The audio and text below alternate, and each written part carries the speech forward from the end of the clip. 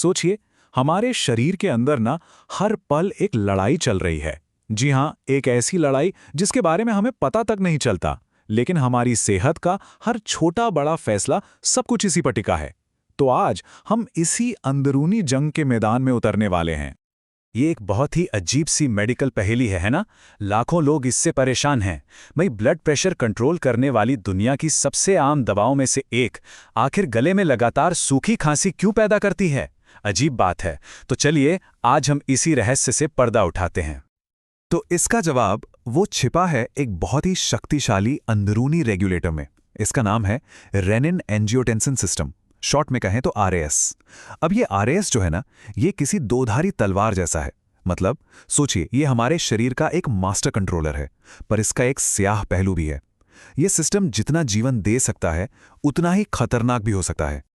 तो चलिए कहानी के पहले हिस्से में चलते हैं और समझते हैं इस सिस्टम के उस रास्ते को जिसे हम समझने के लिए विलन कह सकते हैं। इसे क्लासिक या पारंपरिक पाथवे कहा जाता है। और इस कहानी का जो मेन विलन है, उसका नाम है एंजियोटेंसिन 2। अब देखिए, यह है तो एक छोटा सा प्रोटीन और शरीर में इसका एक ज़रूरी काम भी है।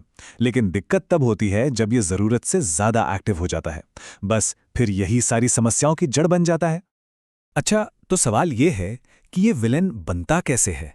देखिए, पूरी कहानी शुरू होती है किडनी से, जहां से निकलता है रेनिन। ये रेनिन लिवर से आए एक मॉलिक्यूल को बदल देता है एंजियोटेंसिन 1 में। पर कहानी अभी खत्म नहीं हुई। अब आता है असली खिलाड़ी, फेफड़ों से निकलने वाला एक एंजाइम जिसका नाम है एसी। और यही एसी इस एंजियोटेंसिन 1 को हमारे मेन विलेन एंजियोटेंसिन 2। और जब ये एंजियोटेंसिन 2 ज्यादा हो जाता है ना, तो ये शरीर में सचमुच तबाही मचाता है।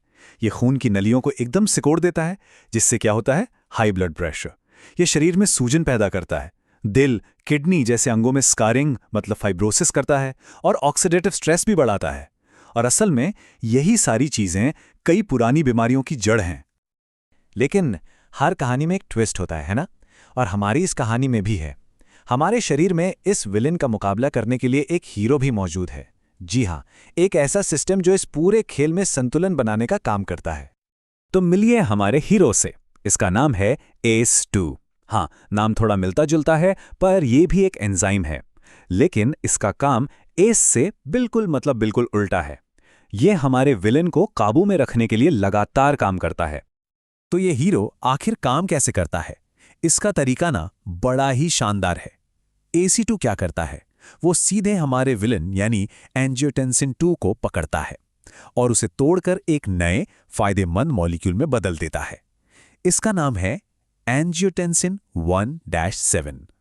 और फिर ये नया हीरो एक खास रिसेप्टर मैस रिसेप्टर से जुड़कर अपना अच्छा वाला जादू चलाता है।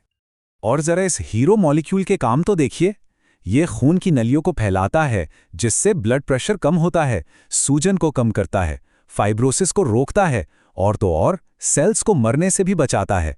मतलब एकदम शीशे की तरह विलेन जो भी नुकसान करता है, ये हीरो ठीक उसका उल्टा काम करता है। तो अब तस्वीर पूरी तरह से साफ हो गई है ना? एक तरफ है नुकसान पहुंचाने वाली टीम एस, एंजियोटेंसिन 2 और AT1 रिसेप्टर, और दूसरी तरफ है शरीर की रक्षा करने वाली टीम ACE2, एंजियोटेंसिन 1-7 और मैस रिसेप्टर। और हमारी अच्छी सेहत का जो पूरा राज है ना, वो इन्हीं दोनों टीमों के बीच के सही बैलेंस में छिपा है। तो जब ये संतुलन बिगड़ता है, तब दवाएं मैदान में आती हैं। लेकिन सवाल यह है कि ये दवाएं इस अंदरूनी लड़ाई में आखिर दखल कैसे देती हैं? और यहीं हमें हमारी उस शुरुआती पहेली का जवाब मिलेगा, वो सूखी खांसी वाला। ये आंकड़ा जरा देखिए, ये काफी चौंकाने वाला है। कुछ स्टडीज बताती हैं कि एस इनहिबिटर्स लेने वाले मरीजों में से 35% तक को खांसी की शिकायत होती है। मतलब ये कोई छोटी मोटी बात तो बिल्कुल नहीं है। तो ये एस इनहिबिटर्स आखिर हैं क्या? बहुत सिंपल है। ये वो दवाएं हैं जो सीधे सीधे विलेन की प्रोडक्शन लाइन पर ही हमला कर देती हैं। ये उस एस एंजाइम को ही ब्लॉक कर देती हैं जो हमारे हानिकारक एंजियोटेंसिन 2 को बनाता है। देखिए ये काम कैसे करता है। नॉर्मली क्या होता है, रेनिन एंजियोटेंसिन I बनाता है, लेकिन इससे पहले कि एसी उसे एंजियोटेंसिन 2 में बदल पाए, ये एसी इनहिबिटर दवा बीच में आ जाती है और उसे रोक देती है। नतीजा क्या होता है, हानिकारक एंजियोटेंसिन 2 का बनना बहुत कम हो जाता है और ब्लड प्रेशर कंट्रोल में आ जाता है। तो दवा ने विलन को तो रोक दिया, बहुत बढ़िया। लेकिन इसका एक अनचाहा नतीजा भी निकला, और यहीं हमारी खांसी का राज खुलता है। देखिए, जो एस एंजाइम है ना, उसका एक और काम है। वो ब्रैडिकाइनिन नाम के एक केमिकल को भी तोड़ता है। अब जब दवा एस को ही ब्लॉक कर देती है तो ये ब्रैडिकाइनिन टूटने की बजाय फेफड़ों में जमा होने लगता है, और बस यही जमाव फेफड़ों में जलन पैदा करता है और उस लगातार होने वाली सूखी खांसी का कारण बनता है। तो यह है असली वजह। तो ये तो हुई एक रणनीति कि विलन को रोक दो, लेकिन अब साइंस इससे कहीं आगे देख रहा है। अब भविष्य सिर्फ विलन को रोकने में नहीं है, बल्कि हमारे हीरो को, हमारे अंदर के हीरो को और ज्यादा मदद करने में है। अब इलाज को लेके ना पूरी सोच ही बदल रही है। अब सिर्फ विलन को रोकने के बजाय वैज्ञानिक सीधे सीधे हीरो को मजबूत करने के तरीके खोज रहे हैं। जरा सोचिए, जैसे कि सीधे शरीर में हीरो एंजाइम ACE2 ही दे दिया जाए, या फिर ऐसी दवाएं बनाई जाएं जो हमारे शरीर के अपने ACE2 को और ज्यादा एक्टिव कर दें। यहां तक कि कुछ तो सीधे हीरो मॉलिक्यूल यानी एंजियोटेंसिन 1-7 को ही शरीर में भेजने की कोशिश कर रहे हैं। मतलब अब लड़ाई सिर्फ बचाव की नहीं, बल्कि अटैक की हो रही है। और जैसा कि इस रिसर्च कोट में कहा भी गया है, इस सुरक्षात्मक रास्ते की खोज ने इलाज की दुनिया में एक नई उम्मीद जगाई है। अब फोकस सिर्फ नुकसान रोकने पर नहीं है, बल्कि शरीर की अपनी सुरक्षा प्रणाली को और मजबूत करने पर है। और ये पूरी लड़ाई ये सिर्फ ब्लड प्रेशर तक ही सीमित नहीं है। इस अंदरूनी सिस्टम का जो बैलेंस है ना, वो हमारी सेहत के कई और बड़े बड़े पहलुओं से भी जुड़ा हुआ है। जब भी इस सिस्टम का संतुलन बिगड़ता है तो फेफड़ों की गंभीर बीमारियां, हार्ट फेलियर और डायबिटिक किडनी रोग जैसी बड़ी बड़ी समस्याएं हो सकती हैं।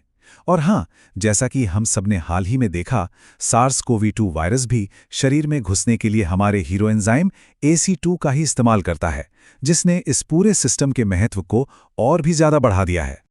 तो आखिर में सवाल यही बचता है कि क्या इस एक शक्तिशाली सिस्टम के संतुलन को साध लेना ही अनगिनत पुरानी और गंभीर बीमारियों के इलाज का भविष्य हो सकता है? हो सकता है आने वाले कल की दवाएं सिर्फ बीमारियों पर हमला ना करें, बल्कि हमारे अंदर के हीरो को ही और ज्यादा शक्तिशाली बनाएं।